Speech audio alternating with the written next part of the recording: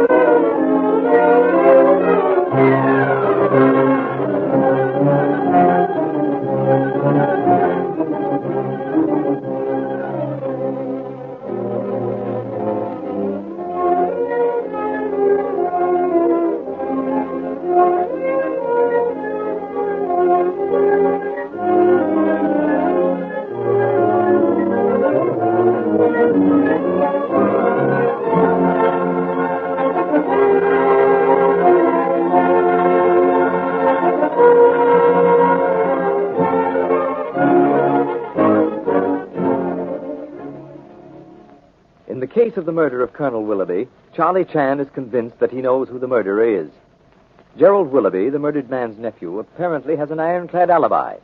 He was in Chicago when the colonel was killed, and he was en route to San Francisco when Simmons, the butler, was killed. But Inspector Chan, after duly pondering the case, sees in the nephew the only man with a vestige of motive, sees in his own theoretical case the only reasonable assumption possible. The island detective believes that for reasons unknown, Gerald had desired both the colonel and his son out of the way. The bulky Honolulu detective sits in a chair by the library fire, talking to Sergeant O'Brien and Miss Evelyn Mitchell, the murdered man's secretary. You see, Sergeant, in this case we are dealing with a very prominent man, and we must prove sufficient motive if we are to even force an arrest. But how in the world are you going to do that, Inspector? You can't prove a motive when you haven't got a single piece of writing, not a solitary witness. Now, if it was money, that's easy. Or a woman, that's easier. A woman? Well, Sir Reginald did say something about both cousins being in love with the same woman, Gerald's wife. Oh, but that hardly fits the case as far as the murder of the colonel is concerned. But it may, who can tell? Observe, if you please, peculiar situation. I am convinced that Gerald killed his uncle, then killed Simmons. Yet, if you should ask me for motive, I can only give a suggestion. If you say Gerald has alibi, he was in Chicago when first murder was committed, and on plane flying to San Francisco when second murder was committed, I can only say it is for purpose of proving that said Gerald has motive that we are here. It is to break said alibi that we must bend all our efforts. And you're after feeling quite sure that Mr. Duff won't help us? That is not strictly correct, Sergeant. But Inspector Duff has known Gerald Willoughby for years. He cannot conceive of his being guilty. He does not wish to find him guilty. Nor does Sir Reginald. Oh, not that he has said anything, but, well, I just know, that's all. Quite so, Miss Evelyn. Both Duff and Sir Reginald will assist us to do everything necessary when we present them with some semblance of proof. But to present moment, all I can place before them is theoretical case, which I have built because there is no practical evidence of contrary nature. I can understand Duff's feelings. I'm the same way when it comes to making a move that will bring a case before the district attorney or the grand jury. More than once I've known who a murderer was, but I couldn't do anything about it. I didn't have the proof. Quite true, Sergeant, and that is the situation here. It is not murder we have to find. It is method whereby he committed murder. But we can't get away from the fact that Gerald sent that telegram from Chicago before Simmons was killed, which proves that he was in Chicago the day after his uncle's murder. An impossibility. Do you recall the true particulars of the murder in the Rue Morgue? Not the story by the great author, Edgar Allan Poe, but the actual case from which he built his story of the ape. It's kind of hazy in my mind. I always thought it was a piece of fiction. By no means. The murder took place at number 16 La Rue Morgue. 2 o'clock in the morning. Rose Delacourt goes into her apartment. Observe. The woman was seen to enter her room. The stout oak door was bolted on the inside. The window likewise was bolted on the inside. The chimney, so small that not even a cat could get in or out, yet here is a woman stabbed with such force that the blade, which must have been like the blade of a sword, goes through the body to the mattress. Not a cry, not a sound. Yet the woman is dead. It is an unsolved crime. But, while no one can prove who committed it, it was committed. While we have not so far proved that Gerald committed this murder, he is the only one with motive.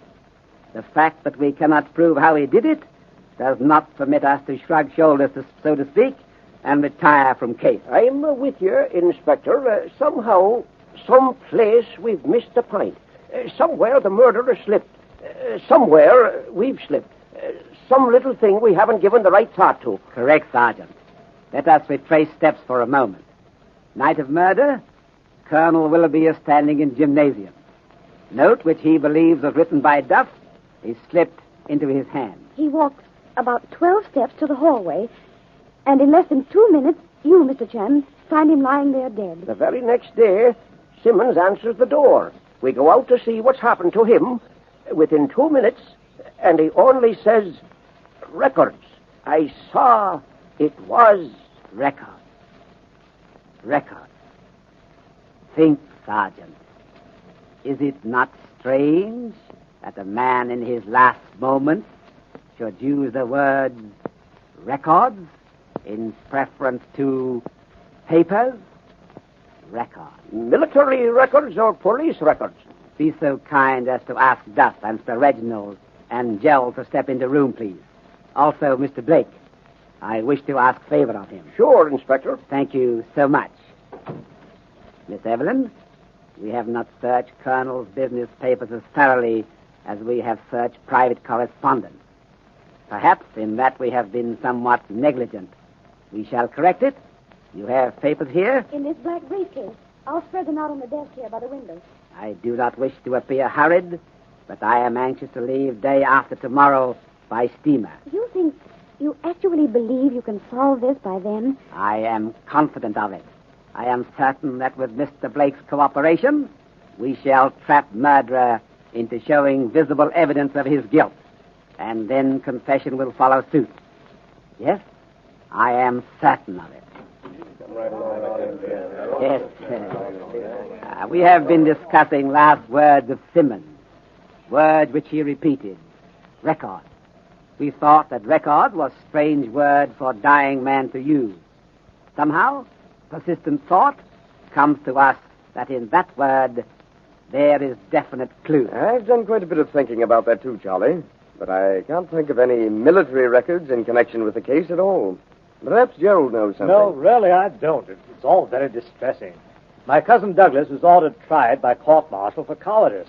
The papers carried the story. We were all very much upset. Naturally.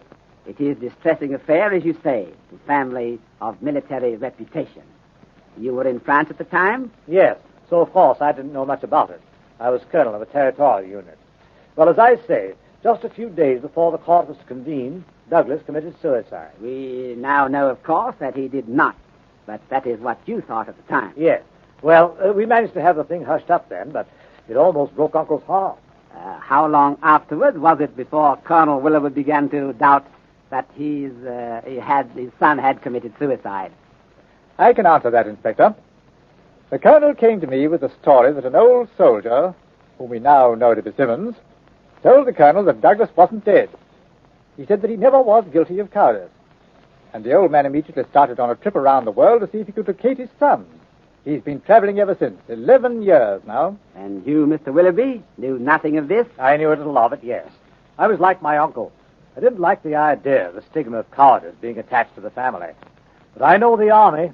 Charges of cowardice aren't brought lightly. They're generally well substantiated. Quite so. But to return to the word record. No one can give leading thought on that point? I'm afraid not, Inspector. Come in, please. Blake. Sit down, please. I have favor to ask of you in 1 moment. I'll be delighted. The only other records I could think of, Charlie, were police records. I thought of them too, Inspector, but that don't seem to help us much. I can't see it either, Sergeant. Oh, before I forget, you have convinced Mr. Gerald, that prisoner we have at present in jail, is Colonel Son Douglas? Yes, I'm convinced. But I don't see what on earth he was doing searching my uncle's papers. Quite clear, I think.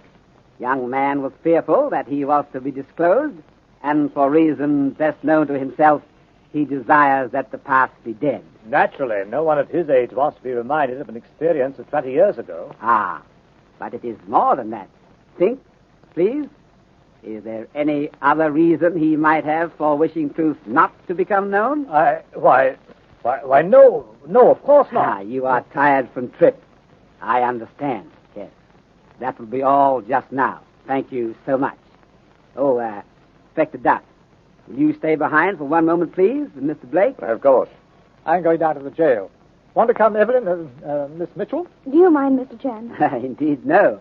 I think little fresh air will do you good, especially taken in company of Sir Reginald. Yes. By Jove, you do notice things, don't you, Charlie? Come along, Evelyn. Right with you, Gerald.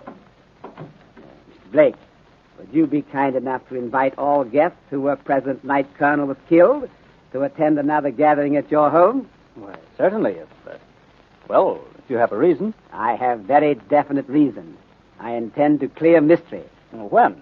I mean, today or tomorrow? Tomorrow evening at 7. Just as you say, Inspector. Sergeant, you are to stay with me tonight. We will complete our little plot. I'll be Johnny on the spot, Inspector. Duff, my old friend, I am going to play a role of Chinese Santa Claus tomorrow.